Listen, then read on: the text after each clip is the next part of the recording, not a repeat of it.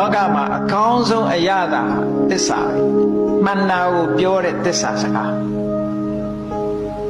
ဘာဖြစ်လို့ကောင်းတဲ့အရာသာပြောတာတော့လို့ဆိုလောကလူတွေဟာမှန်တဲ့စကားကိုပြောနေလို့ရှိရင်နွယ်မြက်တဲ့ပင်တောင်ဆေးဘက်ဝင်နေဆိုမလား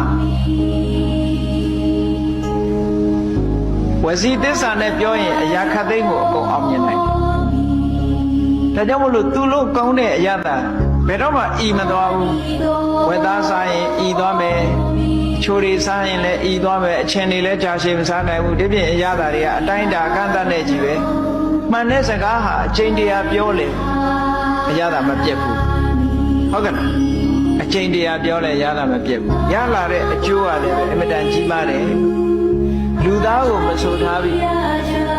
ဘုရားအလောင်းလေးငုံဖြစ်စဉ်ကနေပြီးတော့မိတွေလောင်းလာတဲ့အခါကျတော့မှန်တာကိုသူပြောလိုက်တယ်